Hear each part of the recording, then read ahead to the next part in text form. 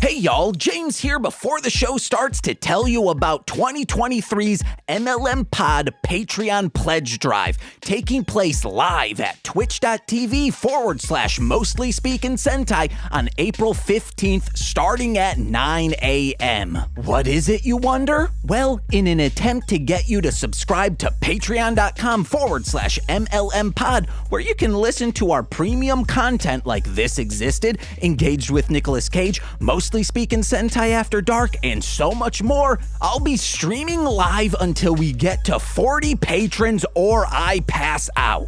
Starting now, for every 10 new patrons we get, I'll be doing the extremely spicy Pocky One Chip Challenge. That goes for $1 patrons, $5 patrons, and $10 patrons, so go subscribe now. The live stream will include video games, watch-alongs of Los Luchadores and Stick It in Detroit, a live recording of Formulaic with R2 Shelby 2, me working out, showing as much skin as Twitch's terms of service will allow, call-ins, music making, and more. So again, that's Saturday, April 15th, starting at 9 a.m. twitch.tv/Mostly Speakin' Sentai. Go subscribe now to patreon.com/MLM Pod to make sure the party starts off hectic with me eating a lot of spicy chips. Now, enjoy some good Marshland Media podcasting. Toodaloos!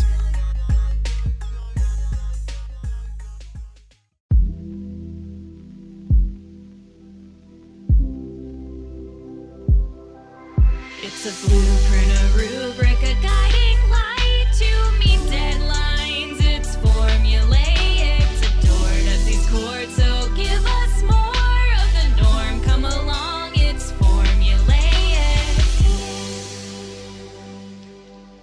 I'm Shelby. And I'm James. This is Formulaic! Woo! James, we're here together, you and me. First 0 episode, proof of concept, hopefully. I mean, we're proving something. Yeah, we're proving that we can open up a script writing program and interior day, Scooby. We're doing exactly that and nothing more. Oh my God. No, we're also proving that we can carry on a conversation between the two of us. Yes. For the length of a podcast. This is also interior day, Scooby. That means we're inside Scooby-Doo. Oh, okay. You remember that Marx Brothers quote? I keep wanting to call him Karl Marx. That's not his name. Groucho Marx. He said that outside of a dog, a book is a man's best friend. Inside of a dog, it's too dark to read. Ooh. And that's what it reminded me of. If we go inside Scooby, we can't read the script. So before we do that, we should shed a light inside this dog and tell people what we're talking about on this podcast. Yeah, we should. I do want to say one real quick thing. Magic School Bus, we should do that someday, but no one ever comments on how well lit the inside of a child is, because it's not dark. It's not like they make a point to say, hey, the Magic School Bus is illuminated with glow sticks. That's fascinating. I'd never thought about it before, but you're right. Why can they see inside that child? You shouldn't, unless they have blaring lights on the mattress that he's laying on. Actually, the magic of the school bus is that it has really powerful headlights. Or you get magic eyes like you're a elven warrior or dwarf, whoever the fuck can see well in D&D. Yeah. What do your elf eyes see? A splinter inside this child's body. That was it? They were going for a splinter? I don't remember, to be honest. A little rat boy hanging out, raising 4 boys? Well, speaking of Magic School Bus and mentioning that we might do that someday, what we're going to do with it is what we're doing on this podcast, which is take these shows that we all know and love and have a very distinct formula, figure out what that formula is, and then write our own stinking episode of the show right here in your podcasting network. Yeah. Also, these aren't spec scripts because Oh boy, it is the intent that someone will buy them from us. It's not on speculation. No. This isn't Death of Superman. This is cold, hard cash. We are absolutely getting paid for every second we spend on this. And I really wanted to do this because back on another show I do, Mostly Speakin' Sentai, we did a show reviewing episode by episode of Los Luchadores. And everyone who came on rightfully said the show has issues. It can be very racist at times, that just like how early 2000s could do it, where they're like, we're being very inclusive. And it's like, no, you're just playing off stereotypes, guys. But a lot of people would say these could take, 15 minutes to write. And I was like, it's going to take longer than that. And on an episode by myself, because no one wanted to be on the show with me that week, but you got to put out content, baby. I said, okay, I'm going to give myself 15 minutes and try and outline an entire episode by ad-libs. I just did word randomization, and guess what? Under 15 minutes, I was able to outline an entire thing. So I've always had this idea to give us an hour and 30. Let's see if we can write a 22, even though Scooby-Doo is probably 19 tops, page script. And that's what we're going to do today. You know, James, I gotta say, I don't know how often I've written a 22-page anything. So I'm glad you're here to balance it out. Yeah. We, between the two of us, we got 19 and 9.5 pages in us. Hell yeah, I think we can get to 10. I believe in us. We just got to get a lot of dialogue in there. Man, maybe we should have started out with the Yogi Bear show. Are you just more familiar with that, or? No, they're 8 pages long. Hell yeah. I think that we can have a variable length script. Yeah.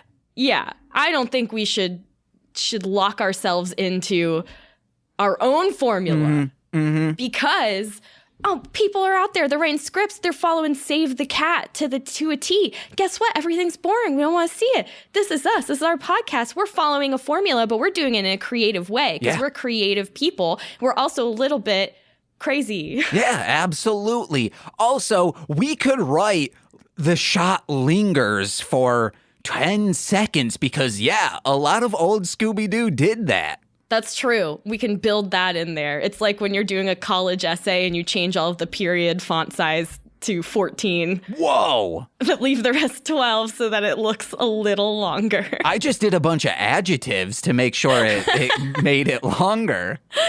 No, I literally committed fraud. I don't think that's fraud, but... I once wrote a paper for high school, an essay, in how to, explain how to do something. And it was how to BS an essay. And it truly was like, hey, this is how I BS all the essays to get that word count up. And this is a step by step. And my teacher was like, wow, yeah, I now, I see it in all of your papers now. And you, because of that essay, now have a writing gig on SNL. Congratulations. I wish. I'm kidding. That SNL sounds like a nightmare. I don't like staying up past 11 p.m. No, yeah, it's way too late. And it's like, why? And they have to do all the work last minute because it's live. It sounds horrible. I wouldn't want to work there. I would want to make a bunch of money. Yeah. And be famous. Here's what you do. Hire some more writers, okay? That's it.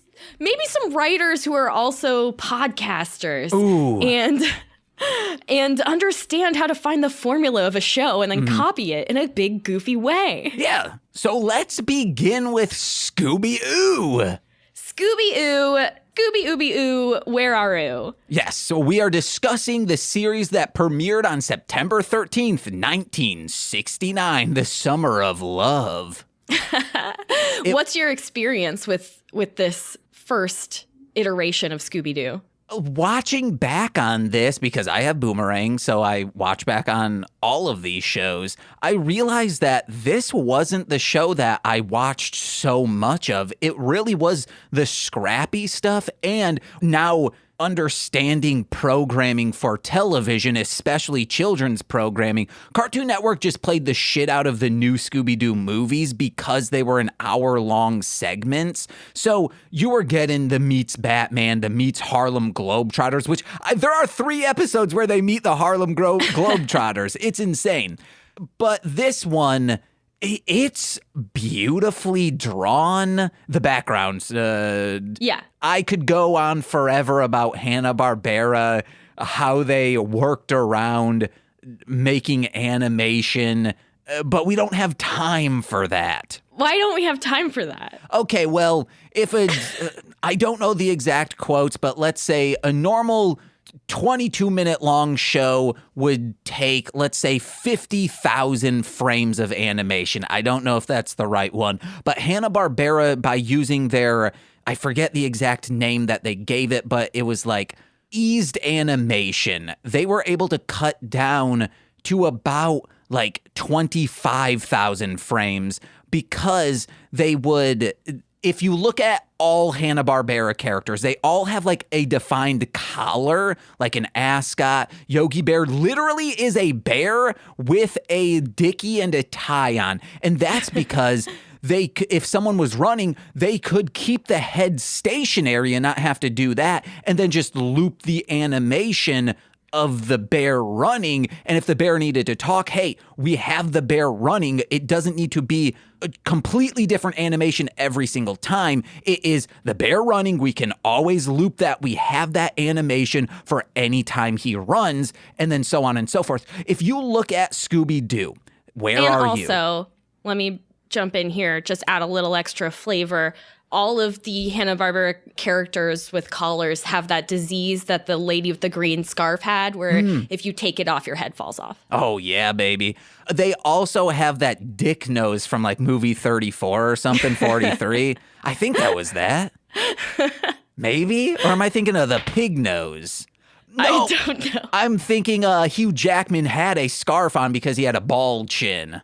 Got it. And then I'm conflating it with Penelope. I remember you explaining that a number of frames thing, and I'm like, why was I in a car listening to James explain this? Because I listened to an episode of either Shuffle in the Deck or Mostly Speak in Sentai that he's talked about. I love bringing that stuff up. I've read their biographies, their autobiographies. I don't know why there's not documentaries about Hanna-Barbera, because they were so pivotal in television animation, and they beat out Disney and all other production studios when they worked for MGM with Tom and Jerry for short form animated at the Oscars. I believe they still are, for short form animation, the top dogs of winning and nominated for for not studios, but for single characters. Like Mickey Mouse never fucking had a chance. Tom and Jerry all the way. I want to see the threat James is writing into Disney that says Mickey Mouse never had a fucking chance.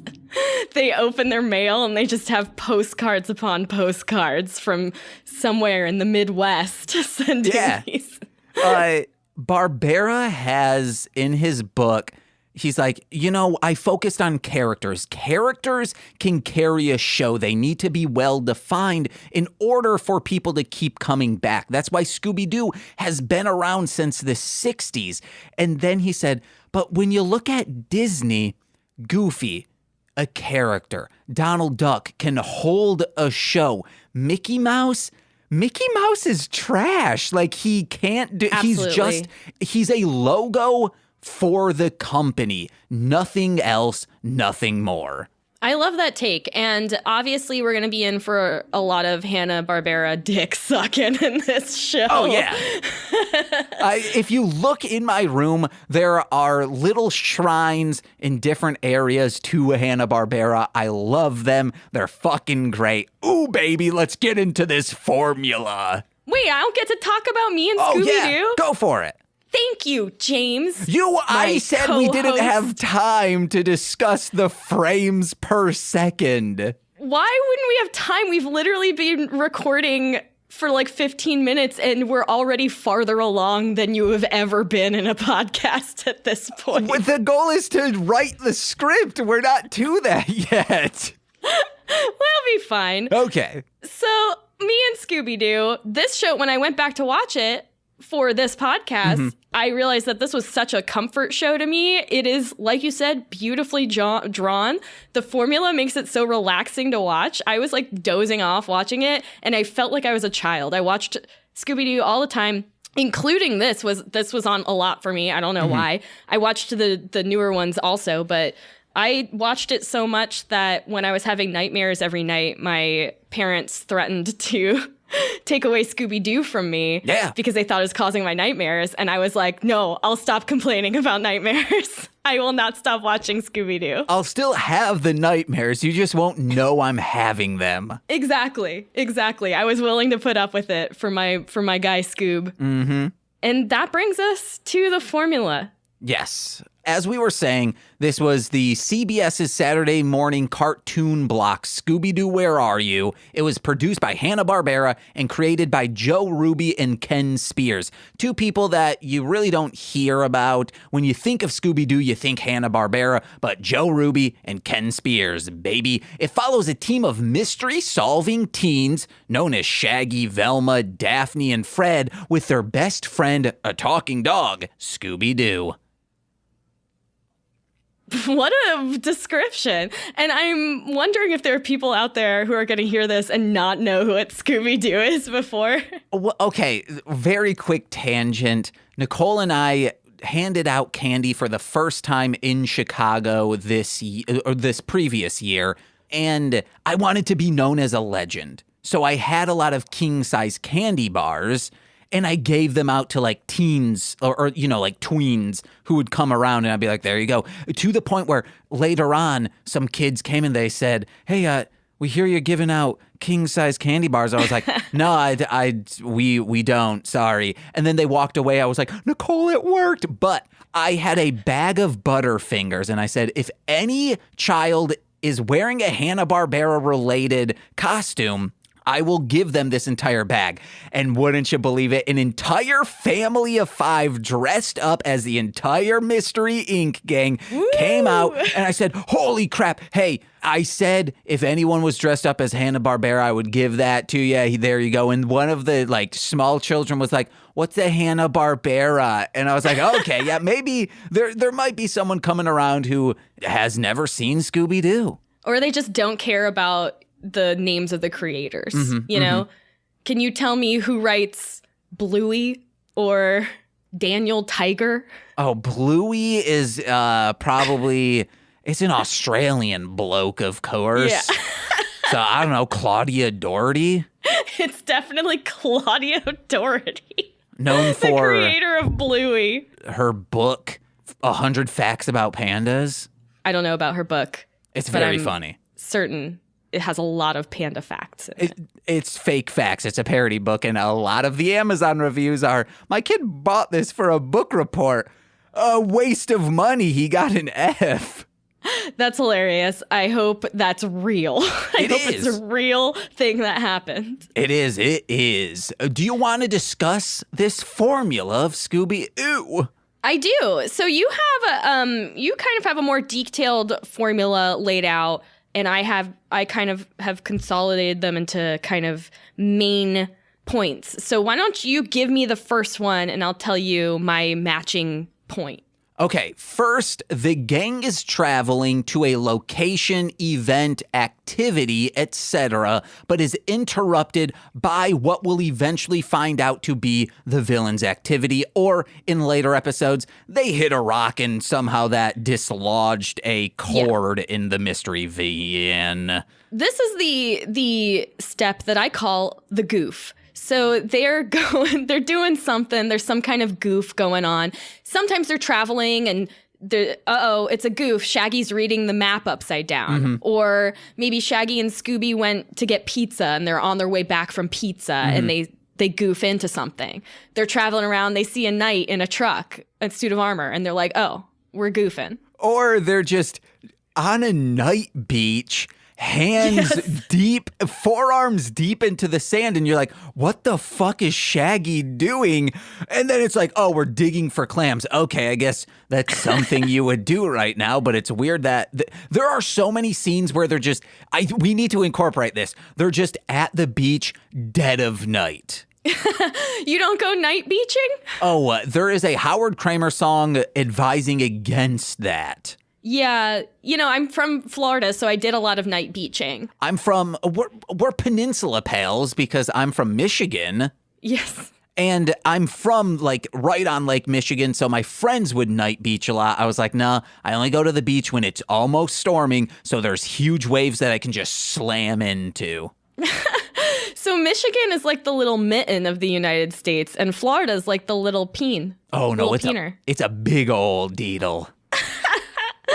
Okay, so another thing I notice is oftentimes in this goof stage, or sometimes in the next one, there's like animal hijinks. Like Scooby gets into it with a gopher or something. Oh, yeah. Scooby loves getting in fights with cute, cuddly creatures. He'll steal a piece of cheese from a mouse. Have a run-in with a talking bird. Yeah. He's always getting in fights with animals. It's like, Scooby, get along, okay? Mm-hmm. So that's and I've noticed that's like a potential kind of little flavor thing. It's not really part of the formula, but it is something they use often. A lot like the Velma losing her glasses. I can't see without my glasses. That happens in like most, but not all. I know the exact page that mostly happens. I have that written down. That's why you've got the research and I'm the goof for the episode. So that was the first stage, the goof, or they're traveling to a location and they get interrupted. Yes. Next is we meet around 3 people, of which 1 or sometimes 2 will be the villain. And then usually 1 is an obvious red herring of like, oh, of course that's the person. But it's like, oh, no, that's just too obvious. Yeah. So for me, that next stage is just like the location. They get to the location where there is some kind of mystery. And I wrote like they meet around 2 people. Yeah, it's 2 or 3 people. One of them's the villain. Yeah. Every time. And if you've only met 1 person in some of these early episodes, guess what? That is the villain. That is the villain. Literally, they do not give you more information than you need. And I think in some of them, you did not meet anyone. And it's like, the magician episode. They're like, you see a cop and he's like, hey, I know who this is. He's wanted in 6 states on felony charges. Amazing. Then they catch a magician. Yes. So yeah, there's like it's always associated with some kind of location, whether it's like a castle or some kind of fort or a mine, a hotel. Amusement park. An amusement park. Did I say museum? Because that happens a lot. Yeah. So that's it for me, for number 2. The next thing is generally they'll go mystery hunting and then Shaggy and Scooby will see the villain. They'll report back and then are made fools to say, well, you didn't really see that. And then everyone sees it and they're like, oh my God, it's that person. They ensue. The gang gets split up. That's my next point of the outline. Yes. So that's the sections that I call the ghoulie. There's some kind of ghoulie afoot. Coming Shaggy out of and toilets. Scooby, usually they're watching Shaggy and Scooby through like a keyhole or something. Or eyes cut out of a painting. Exactly. And then comes the clue gathering and chasing sequence, which involves the party splitting up and then being chased around by the ghoulie. And then a trap is devised, but it always fails, only for Scooby to luck into capturing this person. I wrote down lick into it, but that only happens when he licks all that cotton candy off. Hell yeah. Same thing, I wrote they catch the ghoulie with its own tricks. Well, they try to. They set up a trap. They devise some kind of complicated trap using whatever stuff the ghoulie has been using to spook them. And they catch him. Well, they try to catch him. Scooby fucks it up and then redeems himself. Yeah. And then villain is revealed after capture, say the meddling kids, and we are straight to jail. Yes. and we are explained what their plan was and how they did whatever extravagant, phantasmic things they did. Exactly. And that's it. That's it. That's the end. We're done. We did the podcast. Yes, formulaic. It's not us writing scripts, you fuckers. It's us just telling you the formula so you can do it yourself. Right. Now go get out there, write your script, report back to us, and we will sell it for you. Yeah. We are and by that, agents. we're going to put our names on it. Oh. And then someone else is going to give us money for it. And you won't see any of that. You want to know what? That's a little more lucrative. Then we're getting 90% split in two, of course, because both of our names would be on it. Instead of us being agents getting 10% splitting it in two because we're both the agent, of course. This is more lucrative. We steal. That's what great artists do. Exactly. I'm glad we're on the same page, James. I think we're going to have a very successful partnership. Yeah, we're on page 1, that is, of this. But let's start filling in the things we need. First, did I write down all like we need the monster, which will lead us into a mystic mystery, which will lead us to the location or setting, which will lead us to the motive. So I think first we need the monster, which will also like give us the setting. I think it should be that monster, setting, mystic mystery, then the motive. And then by using that, we can start filling it all in. Yeah, so I was thinking, I actually made a list of potential villain names. Ooh. These aren't really the monsters. Some of it, it could be monster, but these are more like unmask, and it's like, it's so-and-so or whatever. But I figure we could start there. I could run these by you. All right. And then we could see if any of them spark our imagination. They spark joy. Okay, the first one on here, Boris Bandersnatch. Boris Bandersnatch, all right. A lot of the names in Scooby-Doo have kind of alliteration. We've got Professor Poustain. Professor Poustain. Okay. Frank the Baker. Oh, Frank the Baker. That's nice. But Frank the Baker seems more like someone being affected by the mystery opposed to the actual. I think in that one, I was motivated by Carl the Stuntman from the Ape episode. Okay. The Ape Man episode. The Ape Man episode. Dr. Jessica Hillman. I like that. Old Man Muffin Top. Oh, okay. That he could be maybe Baker Dave's dad. I don't remember the name of the baker. Baker. So maybe Frank the Baker is being haunted by Old Man Muffin Top. Yeah. That's good. I'll write that down. I'll star that. The Spooper. That one's on the top of my list just because I don't know what it means. Neither do I. I just thought it sounded good. The Mailman's Mom. The Mailman's Mom. I guess that's just a normal person. That's someone we meet. Okay, because I was still thinking, you take off the mask. The Mailman's Mom. Okay, all right. I like that. A dead dog. Just a dead dog. Like Resident Evil style dog. A dead dog. Sheriff Super Soaker. Sheriff Super Soaker, I like that because maybe, this one might be the best. Are we setting this in the 60s or now? Because it could be like, well, I'm just real pissed off. They're taking away our guns, putting goddamn they wouldn't say ding-dang cameras on our bodies. And all I have is a super soaker filled with a light black pepper solution inside of it to deter villains from being able to see me. So in this scenario, he's like he's mad because he wants more guns to kill people. Is that what you're saying? Yeah, pretty much. Or it could be, what was his name? Sheriff Super Soaker. Sheriff Super Soaker could also be, I like this. They go to a water park and there is a water gun area and he is Sheriff Super Soaker and possibly something went bad at this park. Maybe some kid got some chlorine chemical burns and he needs to hide it, or because of that, they're going to shut down this area of the water park because it's too dangerous. Sheriff Super Soaker is like the mascot Yes. of that area. So someone is dressing up as Sheriff Super Soaker to harass children. Yeah. Or to like really scare them. Maybe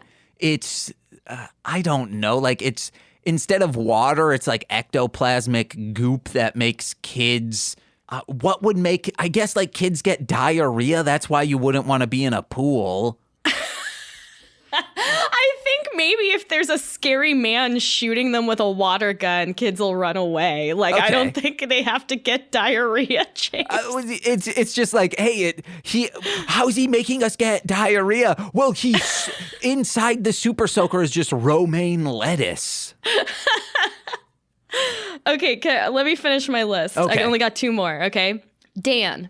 All right. And the last one, Tim Tebow. Tim Tebow. This is good because we could, even though it's not Scooby-Doo, Where Are You? It's new Scooby-Doo movies or Guess Who Scooby-Doo or Scooby-Doo and Guess Who. Yes, it's that one. The newest series of Scooby-Doo incorporates like, hey, you see Weird Al, you see Cher, you see that singer with Sia, that one. Oh, wow. Yeah, she's Sia's there. Even Sia. Uh-huh. The RZA, the Jizza, all of Wu-Tang Clan. I'm kidding. That would be an amazing episode. So maybe we saved to the Tim Tebow. I didn't know this was a famous person. I thought I just came up with a fun-sounding name. You knew Tim Tebow was a football player. He was on the Broncos, I think. I don't know what you're talking about. So what I'm hearing, okay, so I think we've got 2 pretty solid ideas out of this. Yeah. One is the bakery. Mm-hmm. So we're finding our location. So we have Old Man Muffin Top haunting a bakery, or Sheriff Super Soaker causing havoc and mayhem at a water park. Yeah, I think we can incorporate 2 things. Tim Tebow, he started a water park, founded a water park in Denver. And this Sheriff Super Soaker is going rogue and making kids leave, which is bad because Denver, mile high up, doesn't have a long summer for water parks. So it's really cutting into his profits, into not even profits, just cutting into operation costs that can just stay even, cut at 0. What, you know the word I'm looking for. So I think we could combo both of those. James, I love the way your mind works. I'm so happy we're collaborating. Hell yeah. So Tim Tebow, this is the background knowledge. We'll find this out later. That Tim Tebow has opened a water park in Denver. Very short season. Things have started to really creep up on him because the mascot, Sheriff Super Soaker, has come to life. Yeah. It comes to life and scares children away, and no one wants to come to the park. Yeah. And okay, so we know the location that the gang is traveling there for. And in Be Cool Scooby-Doo, they say things like, oh, this is my favorite football team, which is, do not watch that episode. They say the G word so many times, and I'm like, what the fuck is this show? I guess it's a moth that has the G word in it, but it's being changed now. But I did not know that was a real moth. So them just saying like G word moth, I was like, what the fuck is this? And Nicole's like, well, that's a real name of a moth. It shouldn't be. I was like, oh, okay. At least it has some, because I was like, you could have just called it like the Goofy Moth. And that's it. That would have worked better for it. But Shaggy and Scooby, or Fred, is a big fan of that. So we could say one of them is a like huge either Tim Tebow fan. I don't know who that would be. Or, hey, I heard about this park and it has this huge ride, kind of like Verrückt at, I forget the name of the water park. Also Verrückt no longer because it decapitated a child. Oh my God, that's the one that decapitated a child, James. There's a song by Howard Kramer about Verrückt before that happened of saying like, that ride, I don't want it. It's too large. Just make a long water slide. That's all I want. Why do you want thrill seeking for summer? And then he's like, hey, I don't want to say I told you guys so because it's a tragedy, but you know, I was right. So I think it's like a thrill-seeking ride, or just it's a relaxing, whoever we want. Okay, let me suggest that maybe there's like a heat wave. It's a really hot day. And so they're driving by this water park. Okay. You know, so we can have antics inside the van where they're going like, "Oh, I'm sweating like a pig or a Great Dane," and then you cut over to Scooby and he's like sweating. Oh yeah. And he's going, "Ooh." Yeah. So, okay. So we have that. Should we just start writing? Because I think we know the name of it. It's called Scooby-Doo and Sheriff Super Soaker? Sheriff Super Soaker is the name of but is that what they usually have as like the titles, you know? Yeah. I think it was. Yeah, okay, here we go. Here's the some of the names of the episodes that I was looking at. What a Night for a Night. A Clue for Scooby-Doo. Hassle in the Castle. Mind Your Own Business. You've got some puns in there. What the hex is going on? Okay, so then let's just call it Wet and Wild, even though that's the name of a park. Yeah. Oh, wait. Wet and Weird? Because like if it's spooky. Wet and Wily. Okay, Wet and Wily. Yeah, Wet and Wily. Written by, what's should we just code name for us? Formulaic? Yeah. All right. Or Schlames. Or the Peninsula Pals. Peninsula Pals. Okay, so we start out. It's daytime. The mystery machine is going along. There's mountains, right? Because we're in Denver. Oh, okay, so it's exterior day. Mountain, you said? Yeah, mountain, a mountain, like, okay, it's because we're talking Denver, right? So just imagine there's like mountains in the background. Mm-hmm. Mountain Road, yeah, that sounds good. The mystery machine's just like going by and it's got like heat waves coming off of it. Like you can see it's hot. Okay, all right, then this would be a shot, I believe. Yeah, I think that, we getting the format and everything right, we can work that out later out of the listener's time. Well, I mean, that's part of it. So I guess this is an action. So yeah, it's an action. Maybe you should be doing the typing because I'm terrible at it. Are you better at typing? I'm pretty good at typing. Okay, all right. We'll switch over, and that sounds better. Okay, hold on. All right, yeah. Exterior Mountain Road day. The mystery machine travels along a hot road. Steam rises from the pavement.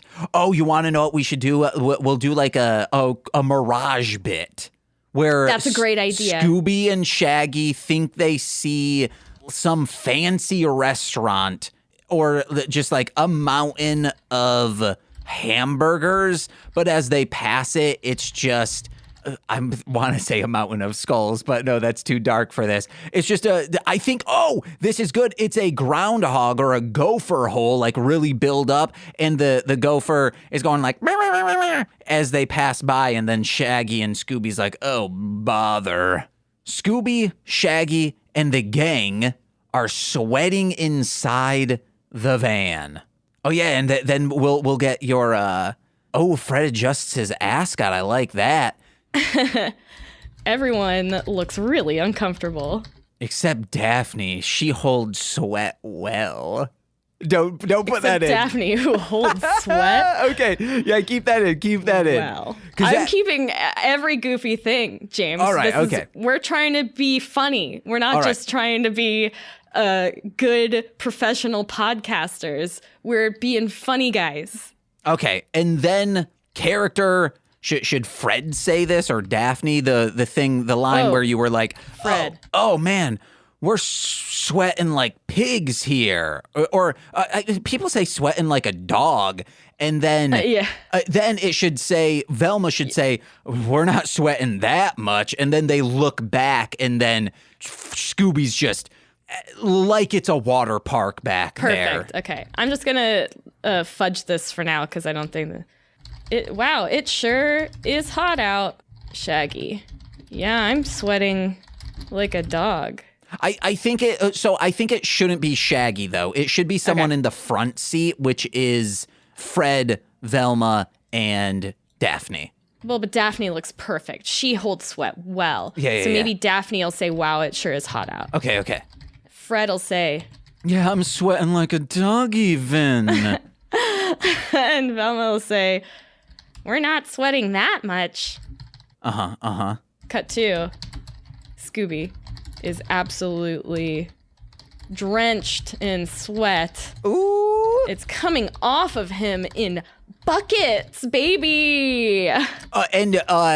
We should also have Shaggy with buckets, like capturing it and then pouring it out the back window. Shaggy is literally catching the sweat in buckets and dumping it out. And then what's something that people say when like a ship is going down? Like, Mayday, mayday. Yeah, you saying mayday, mayday, something about the hull or something. Mayday, mayday. There's a hole in the hull.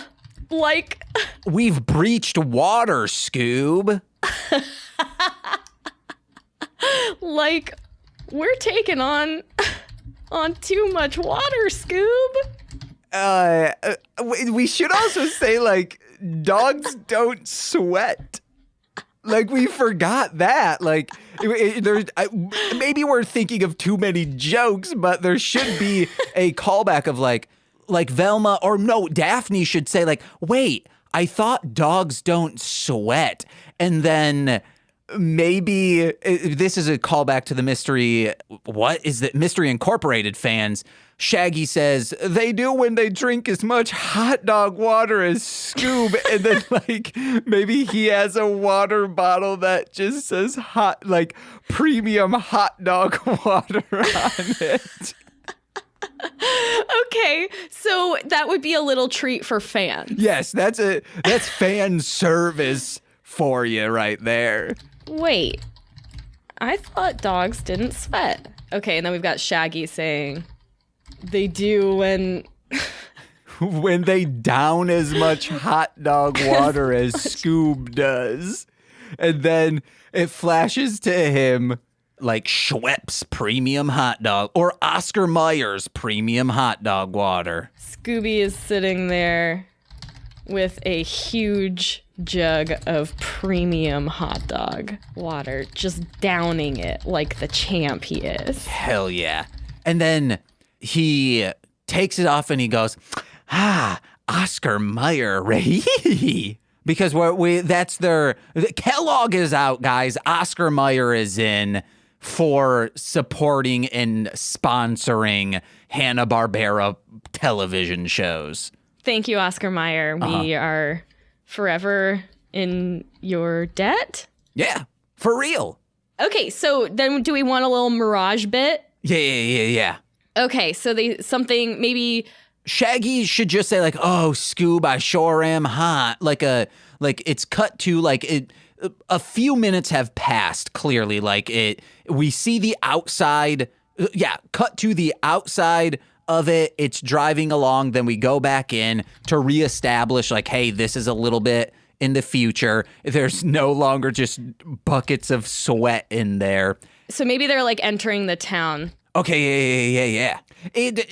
My OCD right now is frustrated that you're just doing really everything in character action. Because we're going through this, like as it goes, and I don't know how to use this program, I didn't want to take the time to be like, because then you would have to like cut out those parts. Yeah. So I'm just going through it but I'll learn how to use this so that in the future, if I'm writing it, I can just make everything perfect as we go and it won't bother you. What we'll do is we should both print out what all those icons mean. So then we can just like tab. Oh, that's the character icon tabbed. Oh, that's the action one. Oh, that. And then we'll be good. Sounds good. The Mystery Machine enters the city. It's a beautiful yet steamy day in Denver, Colorado. Oh, yeah, we're on page 2 now, guys. We're on page 2, baby. Look at us go. Okay, so now we're going back into the Mystery Machine. Interior Mystery Machine day. Shaggy looking outside. Longly looking outside. We should say that.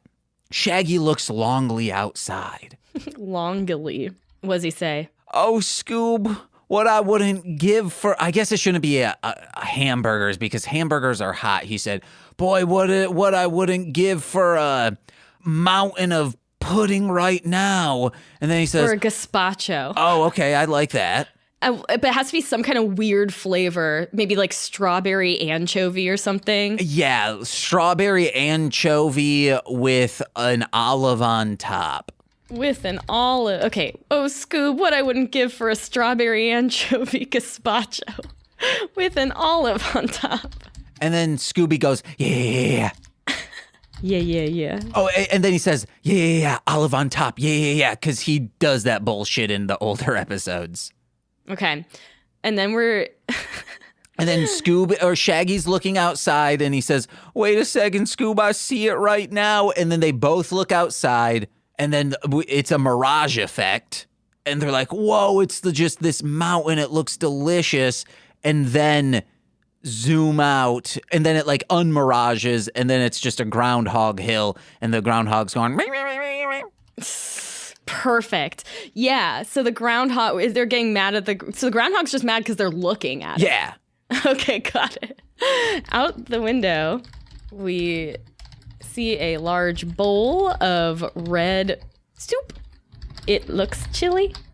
It has an olive. I was thinking gazpacho was like gelato, not a soup, and that's my bad. Of course there would be an olive on top. Well, I mean, a strawberry anchovy gazpacho sounds insane. Oh, and that's, the strawberry. Okay. Yeah. Yeah.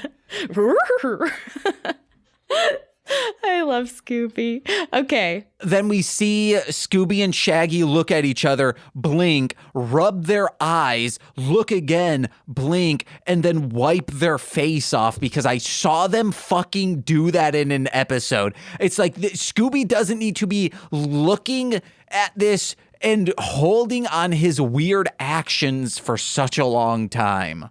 Write all that in too. I'm kidding. Don't do that. Scooby and Shaggy look at the bowl, look at each other, look back, wipe their eyes, wipe their faces, do weird actions. Hell yeah. I like that. That's what I got out of that. The bowl resolves into a plain old gopher hill. The gopher. Here, let's capitalize that. Gopher wags its shakes its fists. Gotta have good actions here. Shakes its fist at the boys. Annoyingly shakes his fist. With annoyance. And you can tell he's got a boner. And you, okay. No, you want to know what? He holds sweat well. Perfect. And we can edit this a little bit afterwards. I mean, this is all rough draft stuff, you know? Yeah. Okay. Fred then says, gang, look, a water park. Hell yeah. And Velma's like, wow, it's Super Mountain run by my favorite football player, Tim Tebow. My favorite football player and televangelist. Yeah. And televangelist. And Velma is canonically extremely Christian. Yeah, except when she's canonically extremely Jewish. But that means you can't, I don't know, eat meat, but I could still say like, hey, my favorite meat cooker on TV is Flavortown himself. That's true. You're right. You can have a favorite of something that you're not exactly a participant in. Mm-hmm. Okay. So then to here we want to have Scooby going, Rim Rebo. Yeah. Rim Rebo, my favorite. Right, favorite. Or I like the run of his rib. And then, he says that, and then Shaggy goes, oh, cut rib, oh, baby. And then Scooby says, no, I said the run of his rib. And then Shaggy goes, oh, barbecue, something like barbecue, wow, Scoob. And then everyone up front says, you guys. Hell yeah. Gang. You guys. Page 3, baby. Page 3, fuckers. Page 3. They stopped the mystery machine. To a dead halt. As... should the mystery machine also break down because of radiate? No, that's throwing too much on there. Well, that's to say, okay, so after we say, gang, look, a water park, maybe Daphne will be like, let's stop there. Let's stop there to cool off. It should be like, and good thing I just got my new bathing suit. I got a new bathing suit. Good thing I just got a new bathing suit. And you want to know what? We should shout out Howard Kramer in here and say, Velma, because she's a nerd, says like, good thing I'm double gogging.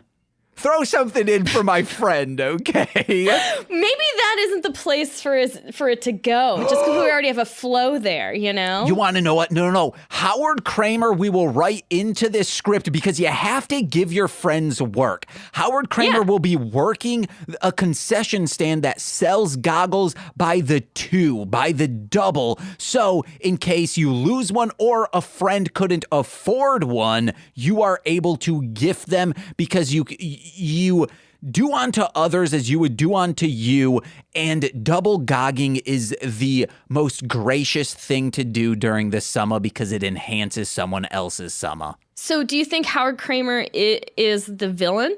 No. Is he the one dressing up as Sheriff Super Soaker? No, obviously it's the gopher. The gopher's not involved. Okay, I was thinking, the gopher could like be in a mech suit or of some sort. Okay, yeah, that fits the formula. Yeah. For sure. Okay, so the gopher from the beginning. Right, okay, it all makes sense. That's why the gopher wants to scare people away from the water park because people keep driving in and looking at its gopher hole like it's a bowl of gazpacho. Yeah, or just they're encroaching on the gopher land. The ancient gopher land. Oh, actually, we should have someone outside just like fighting for the gopher, and they are the people. Okay, great. That's a less dumb, stupid, fantastical idea than he's in a mech suit. He's like the alien in Men in Black. I was totally going along with it, too. But okay, so we're exterior, outside the water park. Yes.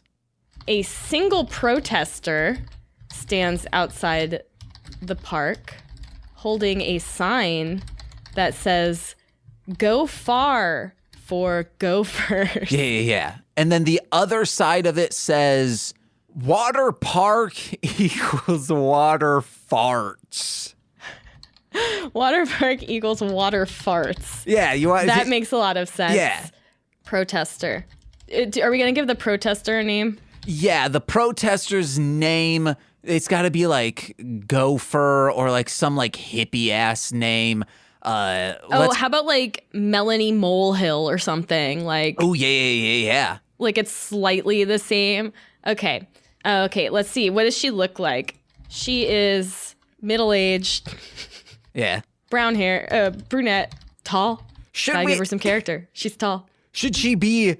no, let's not... No. Even though it's funny to be like, oh, this is the villain, obviously, once we see her because she's a white girl with dreads. No, we don't need to do that. She wears a blouse with a frilly neck. Ooh, That's yeah. what I got. Okay. And a blue blazer over top, despite the heat. Okay, I was going to say like, and then says, surprisingly, she holds sweat well. Yeah, she holds. Perfect. Protester. Will you spare a moment for the gophers?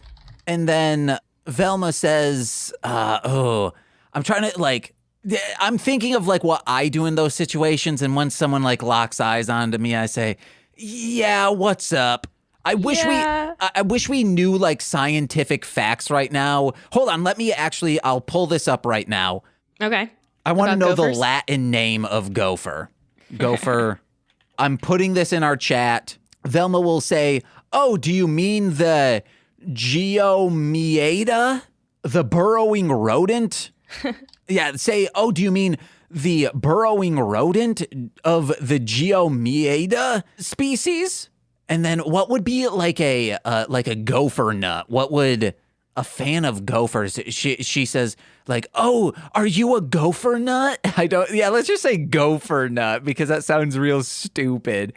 And so then, Velma's asking if she's a gopher nut? Oh, no, so the protester is like, oh, I found someone who speaks my language. You must be a gopher nut as well. And then Velma says, no, I'm just a student of science. Jinky. Jinkies. No, just one jinky. A single jinky. Yeah, jinky. And then Tim Tebow comes out. Yeah, Tim Tebow, comes out and says, please leave. How many times have I told you? Comes out of the park. Oh, hold on. Exterior outside the park day, the parking lot is surprisingly deserted. Yes, okay, we needed hot that. Summer day. Wow, my Siri started talking to me for some reason. Yeah, because you said, Siri, what's my parking lot all about? What's my parking lot situation, Siri? Okay, Tim Tebow comes out of the park. He looks kind of sweaty. Okay, yeah, he holds sweat fine. He holds sweat just okay. He mama bears this sweat. Not in the Goldilocks zone. Okay, Tim. He says, Christ almighty. He has to bring up God in every single line he says. My Lord and Savior. How many times have I asked you to stay away from my park? And she says, it's my First Amendment right, pig. And then she spits on him. Wait, no, she spits, but it evaporates before it can reach his shoes. Have you seen the Instagram pastors in kicks, I think is what it's called? Yeah, no, what? It's someone who is like clearly a sneakerhead finding like televangelists and takes a picture of them, doing a sermon, and then on the second photo on the Instagram is what shoes they are wearing, and they're generally like $500 like Nikes type style shoes. Jeez. Of like calling out their hypocrisy. All right, we gotta get moving on this. So we're on page 3, Jesus. We have like 30 minutes left. Okay, so at this point, we're going to have... Well, Tim Tebow should say, it's not. You can protest, but not on the property. Please do this on the street. Something of that ilk. You don't have to go home, but you can't protest here. And the protester, while running away. Welt's running. But that's where the gophers are. And then she runs away and she kind of goes, ah. And then Fred says, gee, gang, what was that all about? And then they walk up to Tim Tebow and somehow Tim Tebow, oh yeah, because Tim's like desperate. He's thirsty. He's like, don't worry about that. Just some gopher issues. Are you here for the park? Don't worry about Molly Molehill. Yeah. She's been on a gopher kick for weeks. Are you all here for the park? She's just a commie red, She's just a liberal snowflake, bleeding heart cuck. Yeah, she cucks herself for gophers. I keep using vernacular that they would have used in 69, but I'm like, no, James, Tim Tebow is here. No, who cares? We're using our imaginations, Mm-hmm. It's like Maybe Ed Tim and Eddie. Tebow's in the 60s. Yeah, we don't know what era they're really living in. It's timeless when you think about it. Yes, it's thematically ambiguous, So, we might... Oh, no, we can't do that. I was going to say, we might need to do these episodes in 2 parts, but... I mean, we're going fine so far, and we know what's happening in it. So right now, I think what we can do is kind of do more just like making sure we're getting these beats. So we're at the location. We've met Tim, we've met Molly Molehill, the protester, and now we need to meet Sheriff Super Soaker. Yes. Find out Sheriff Super Soaker. This is what I think. Tim Tebow asks, hey, are we here? We say yes.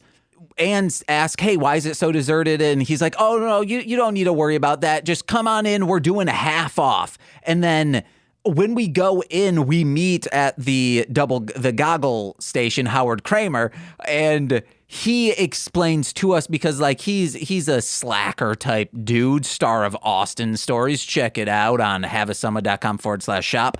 And he explains that people are not coming to the park because the Sheriff Super Soaker has come to life and is terrorizing the teens of Denver, Colorado.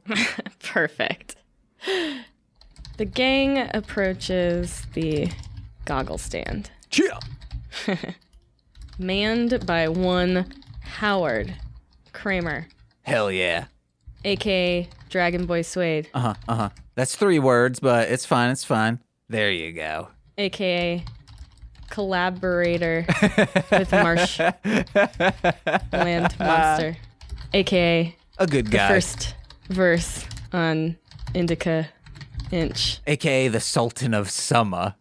A.K.A. the Sultan of Summa. There we go.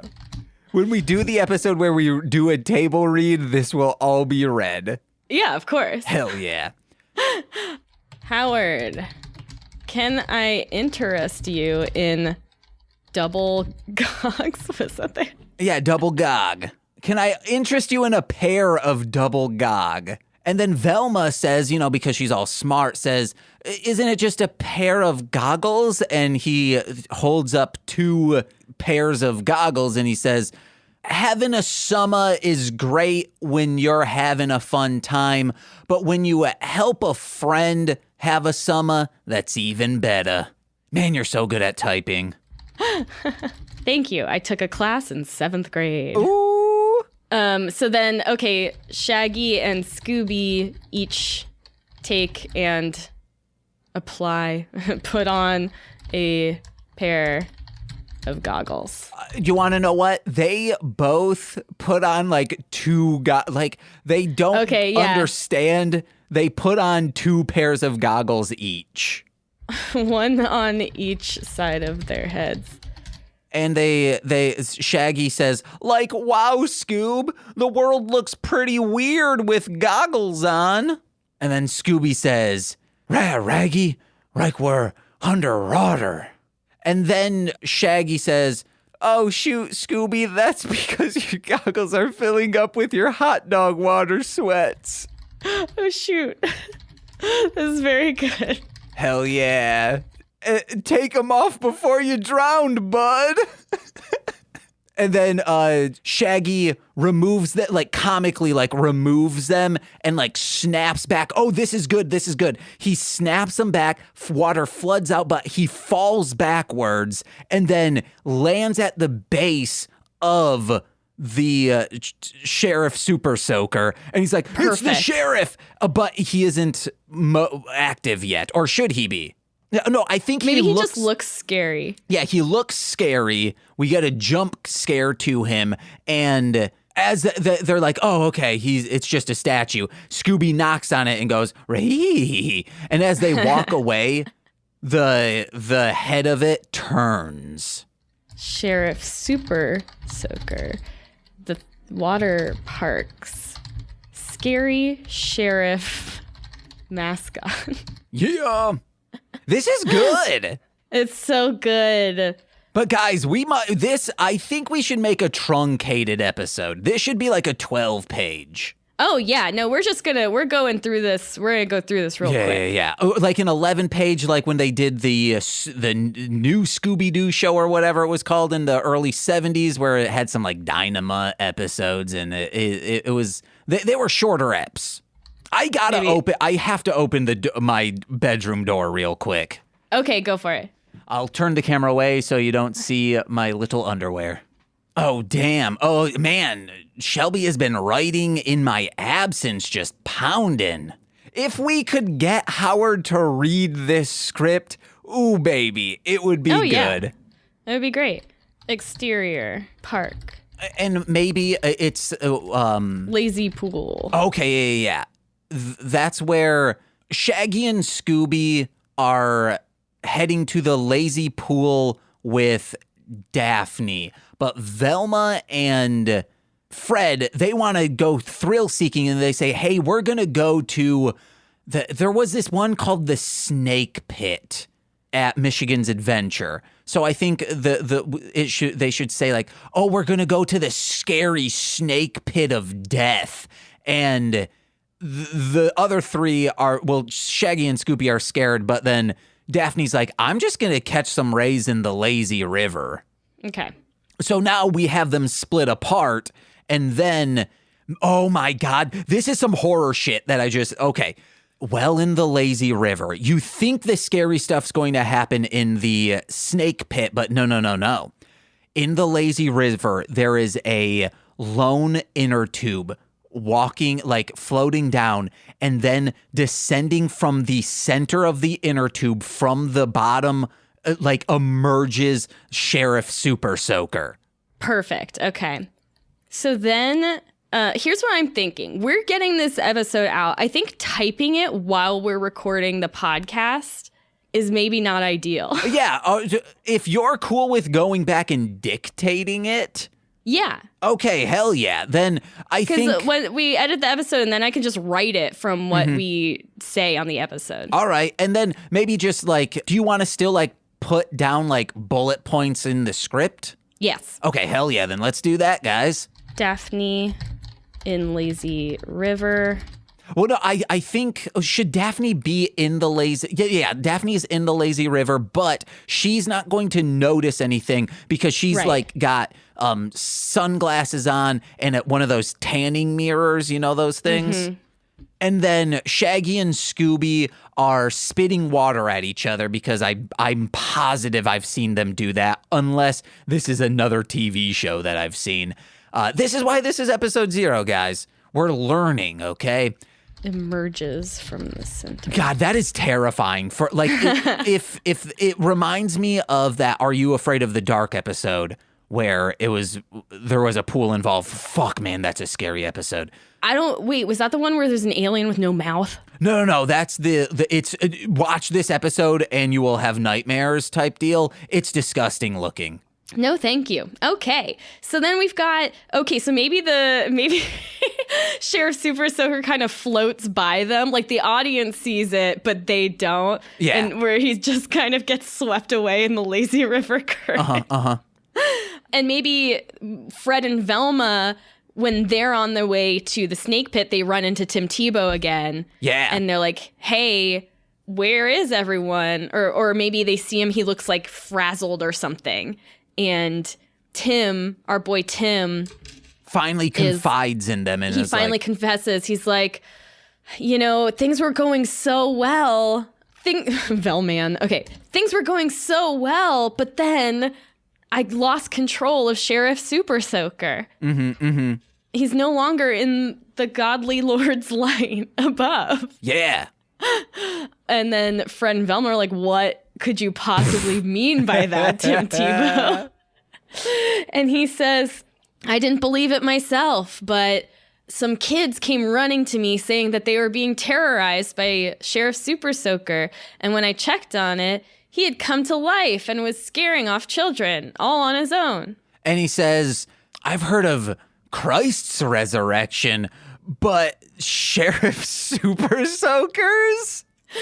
He says it exactly like that. Yeah. And then he does a Tebow pose. Yeah, hell, I forgot about the Tebow pose. So they're like, wow, there's a mystery afoot. And I think as they're walking to this whole tent thing, we see a bunch of plants that are kind of like gnawed, where they're it looks like they've been uprooted, but they don't have roots on them, and those are kind of like strewn about, and that's where, hey, that's technically a clue. And maybe, like she says, Jinkies, this is a clue because obviously the Gophers are assisting our criminal at like getting around the park. So is she getting around the park through like holes? Yeah. Gopher holes? Yep. Hell yes. Hell to the yes, James. I love it. Fuck, we should go back and like say that she has like good nails. Like you can see like not only dirt under her nails, but they're like stalky nails. Okay, good, firm, shovel-like nails. Yes, shovel-like hands. She has the shovel-like hands Yep. of a woman who loves gophers. When her hands are like fingers together, it looks as if it's just one fused shovel. Yes, absolutely. So, meanwhile, back at the Lazy River, Daphne's still tanning, but Shaggy and Scooby decide to go find a snack. Oh, 'cause that's hell what they yeah. do. They're gonna find a hot dog stand. They're gonna find lemonade. They're gonna find whatever.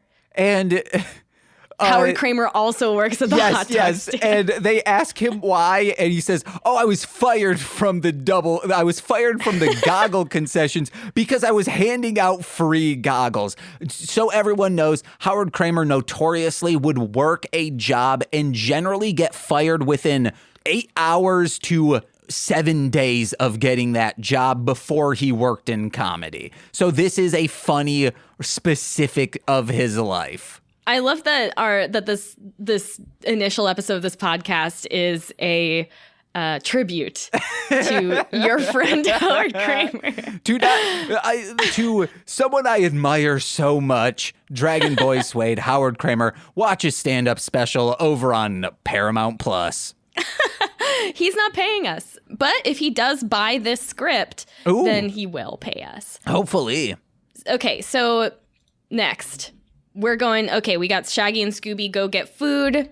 Okay, so then Howard Cramey, our boy Cramey. And you want to know what? Because he keeps getting fired, he mentions all of that. And so that plants this. Oh, also, I forgot to move my camera back. I apologize. That plants the seed of, maybe he's vindictive, even though throughout all of this, he never sounds like he is mad about getting fired or replaced into different, lesser desirable areas of the park. Okay. He also holds sweat well. Yeah, absolutely he does. He has magnificent skin because he's on that raw vegan diet. Exactly. So maybe he's like, I have to go check on the sunblock stand. Would you guys mind watching the food? Oh, yeah. And Shaggy and Scooby are like, hell yeah, we'll watch the food. Which will get him fired from that later on. They're going to make some huge hot dog with like every single topping available, including like ice cream, whatever kind of food they have there. These guys are putting it on a hot dog, right? Yeah. And then they hold it up to their mouths and they're looking out like the food service window. And then when they move the hot dog out of the way, Sheriff Super Soaker is there holding a Super Soaker at them. Yes. Pointing it right at them. Then a chase ensues. We really, but we need to just come up with some beats that happen in that chase. I need to write this down because the last time we see Howard Kramer will be, I need to write that down so I remember it. Okay. So I was thinking maybe even Sheriff Super Soaker shoots his water gun and it sprays the hot dog, ruining all of their work. Yeah. It's horrible. It's really sad. And that's what puts us on their side, on Shaggy and Scooby's side. So they run. They're running. Okay, so we're thinking beats for the chase scene. I'm thinking they got to step and slip on a boogie board. Oh my God, of course. So they and you want to know what? It slides into the wave pool and somehow they're surfing on it. And then they're surfing on it. That's perfect. And so they're running. It takes them over to maybe outside the snake pit where Fred and Velma are getting out. And they're like, wow, what's the commotion over here? And they're saying, Sheriff Super Soaker. Yeah. And then they say, all right, let's look at that. And then from there, what will happen is they go back to see Daphne, and Daphne is still on the lazy river, but Howard Kramer is there straining the water, and he says, I got fired from the food stand because I let you guys eat all of that, and you guys left a huge watery mess. But now Tim Tebow has positioned me, has tasked me to strain the pee out of the pools. They ask, how is that possible? And Howard says, I don't know. He said he blessed the strainer with the power of Christ. Or he says, here's what I think you were going with it, was like, he tasked me with straining the pee out of the pool, and they're like, how do you do that? And Howard Kramer says, I don't know, I just started calling it ool. Oh, hell, okay, yeah, that's a good one. That's a good one. This is the dumbest thing I've ever written, and also I'm more in love with it than I've ever been with anything. Hell yeah. Okay, so then we know that there's a watery mess. Can I do a slight? We called it the lazy. Baby. We called it the lazy pool. So he doesn't even have a strainer in his hand. They asked like, well, why don't you have a strainer? And he was like, oh, I already took out the pee. And then he has like a Sharpie in his hand, and he points at the sign for the lazy pool, and it says lazy ool. Perfect. Visual gag. Yes. This is a visual medium. Hell yes. Your mind, James. I'm so impressed. Ooh.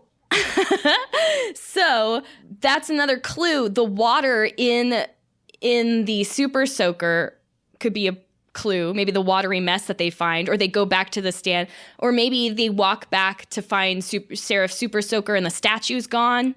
Yeah, that I was looking to like on facts about gophers, and I was seeing like what their favorite food is. They like succulent vegetation. Maybe it's like a little viscousy, and it has like it seems like cactus water. Okay, so it's got a little bit of like goo to it, and Velma's like, that's interesting. It smells like this kind of cactus or whatever, some kind of native Denver plant that gophers eat. Or it could be like heavy in aloe, and maybe we should have put in like the one lady holds sweat well, and maybe they like Velma and Fred ask because they don't, and they're like, hey, what kind of deodorant do you use? And she says, oh, I just use an all natural aloe vera cream. And then we're like, oh, okay. And then that is inside. It's like an aloe vera watery mix. And then we start stringing those together. Because one thing Scooby-Doo Where Are You does not do is let you string clues together. It's just like, hey, this is what we decided in the end. Yeah. So you want to have more audience involvement. Yes. Okay, great. So they can actually solve this puzzle instead of being like fed the information after the fact. So while they're looking for these clues, maybe they're talking about Howard Kramer being like, he's been fired from a lot of jobs, but they're still, during this part, I think formulaically, they're just kind of like gathering clues. They don't really talk to anyone to like gather clues. They just kind of go around and get chased by Ghoulie. Yes. So maybe they go see the statue. Like you said, the water is a little viscous. They go see the statue, and there's a hole underneath it. Oh, yes. And they're like, whoa, it's just like the hole we saw, over wherever, next to the rooted plants or whatever. I am realizing that we're pretty much using a major plot point of Meet the Deedles. I don't know what Meet the Deedles is, James. Find someone with Disney Plus and watch Meet the Deedles tonight. Okay. All right, so they see the hole, and they should also see some of the same roots around there, or the rootless plants, and like the same viscousy water. And then that's when Velma and Fred say like, oh, we know what to do and how to capture this villain. Okay. And then from there, they start setting up the trap. Should the trap involve the snake pit? The trap should absolutely involve the snake pit, the natural enemy of the gopher. Oh, yeah. Oh, it is. Also, we should say when they're talking about Howard Kramer, hey, he seems suspicious. Daphne should say, I don't know. And like she peeks from her sunglasses and looks towards him and says, he's kind of hunky. There we go. Too hunky to be a villain. He's kind of a dish. Yeah. He's kind of a beefcake. I'm a little keen on him. Exactly. You gotta be nice to your friends, guys. If you're putting your friend, we'll put Sean Marciniak in the next one. I was about to say, when you were coming up with potential villains, I thought you were going to end with, after saying a dead dog, I thought you were going to say, and Sean Marciniak. That would be a good one. He's a villain to me. He stole our hearts. So the trap should be pretty much, they're going to, my snake pit at Michigan's Adventure was 3 intertwining. The tubes were intertwining, but the people didn't intertwine with each tube. I think it should be kind of that, but they reposition the tubes to kind of smash together. Like you're then in a loop and you won't be able to escape. Or they have, because we have to make sure it can fail. Mm-hmm. They have a net on the outside of one of the, or one of them is standing down there, like Velma or someone is standing at the bottom of the one that Sheriff Super Soaker is supposed to come out of. And they send Scooby down because he's the bait. But Velma's supposed to wait to put the net up.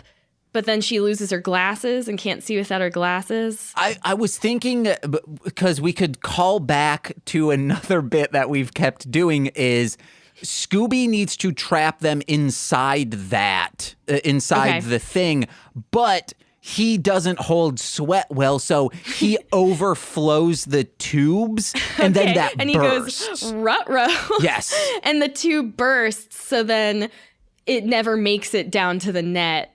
I think we could just end it quickly because here we go, because then they look up and Sheriff Super Soaker is hanging from the broken tube going rah ah, and then they're like, we got him. Yes, that's a much better idea than me just saying after it bursts, they just fall from a 2-story height onto cement, and they're like, oh geez.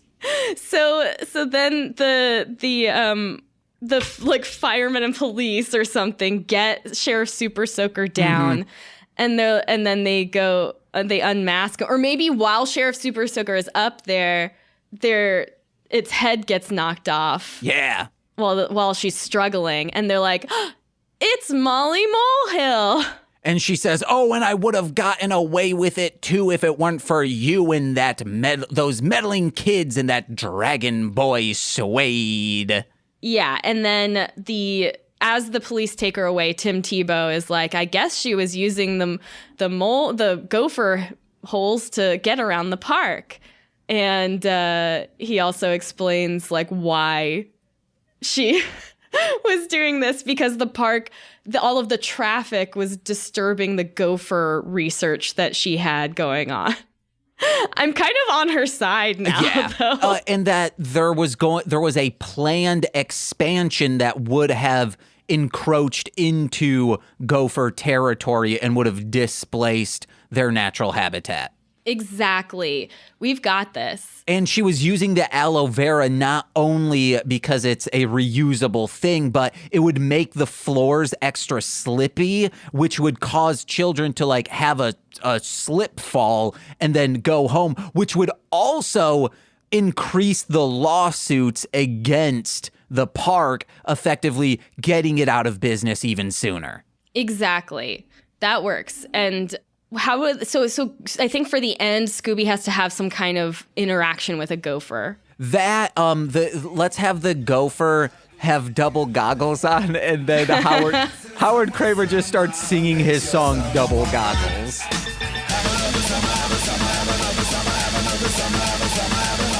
Look at me so prosperous. Did I just win a bet? Strut into the water, double goggle on my neck.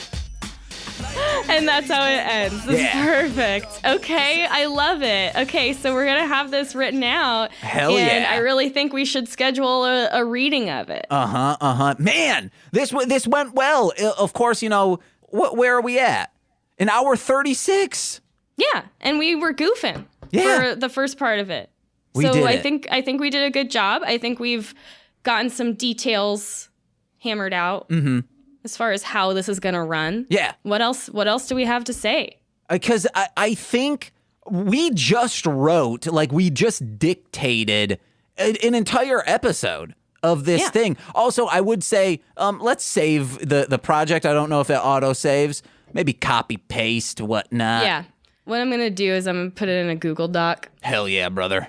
Just so it's backed up. But yeah, I think this is plausible. We can, in technically under an hour and a half, or, because we spent I think 30 minutes before we started writing. This is doable. We did it. We're going to keep doing it. This is proof of concept while we work things out. Concept proved. Yeah. Proofed of D12. No, is that a rapper? Yes. You have a lot of information that I don't. Yeah, he was just such a fucking good rapper. Like, you listen to him and you're like, yeah, he's just like rhyming the last words, but you really listen and dissect it and you're like, oh, he's rhyming like every syllable sometimes, but so effortlessly that you don't even notice. It doesn't seem overwritten, but it technically is. Oh man, he's so good. Guess we're sucking his dick on this episode. Yeah, I have sucked so many dick on this episode. All right, how are we ending this? I guess this is in episode 0. We will. So our plan going forward is this was to work out the kinks. We will do an episode, then once the script is fleshed out, every other week, it'll be us writing a script. Then the next one is we'll get our performer friends onto a call, and then we will do a table read of that script. Then the second week, 2 more weeks, we'll write another script. And if we ever have guests on, they will pretty much be experts on whatever show we're doing. So they don't need to really come prepared to be able to write stuff. It's just hey, how do these people talk? I love Power Ranger, or I guess I love Super Sentai. I've seen some Power Rangers, but it's very formulaic. I know a lot of people who are diehard Power Rangers fans because I'm in that fandom. So we would have someone on who knows all of this stuff to help us be better prepared, because we can't just sit down and watch 100 episodes of that show. That's not possible. So it's just not possible. Yeah, that's our plan going forward. And I hope you guys enjoyed us writing this script. And I hope this also helps anyone. We're buffoons, but we're absolute goofballs. Yeah. Yes, but I hope this helps you if you're trying to write scripts. Realize you don't need to write fucking True Detective season 1. You can write Big Bang Theory, and there's nothing wrong with that. Yeah, if you feel like writing something, write something. People, like James was saying earlier, talking about spec scripts, people write spec scripts for TV shows to show that they can write a TV show. Guess what a spec script is? It's fucking fan fiction, dude. I was going to bring that up of how come fan fiction is shit on, but spec script. Oh, I'm writing my spec of Carol in Charge. Is that a show, Charlie in Charge, over at Starbucks? Listen, what we're saying is you don't need to hold writing. You don't need to be precious with it. Just do it. Get it out there. We wrote the phrase possibly 7 times in a script. Hold sweat well. And it's going to sound so good and you on that table what? read. And it's funny because from the other room, I heard Nicole laugh at the phrase out of context, hold sweat well. Wonderful. All right. Well, we did it. Yeah. Plugs, baby. Oh, plugs. Okay. Listen to my podcast, The Rom Complex, and follow me online, Twitter, Instagram, at R2 Shelby too. Chia! Hey guys, go over to MLMpod.com to find out information about my many other podcasts. Shelby has been on 2 of them, Shuffling the Deck, an ICP podcast, as well as Mostly Speakin' Sentai, a Super Sentai podcast. Beautiful episodes. Also, you're on that Bible Man one for Mostly Speakin' Sentai. Oh, baby. Yep. And head over to patreon.com/MLMpod, where for $5 a month, you get exclusive podcasts, and it's the best way to support us. This isn't episode 0, so I don't need to shout you $10 patrons out. You know, people maybe of your name is Steve F., Eric Berry of Ranger Command Power Hour, Alex Z, The Waz, Orion, he's a rapper, Defo, D-F-O, 2 Grapes, A.K. or Kayla, A.K. 2 Grapes, Jordan B, The Chaos Witch, Joshua, Nicole's brother, Steve Barnes, and the womb in which I emerged from, my mother. Yep, those are all of them. I'm going to pick a favorite. My favorite from that one was Steve F. Ooh, yeah, he's good. He's Hit People guy. You know him. Yep. Oh, and also Big fan. Listen to my music under Marshland Monster, which, you know, I've done songs with Howard Kramer, the very aforementioned one. All right, I think that's it. And the end. Yeah, there we go. Wait, how do you end scripts? Is there like a fade? The end. Fade to black. There we go. See you guys. Bye. It's a blueprint, a rule.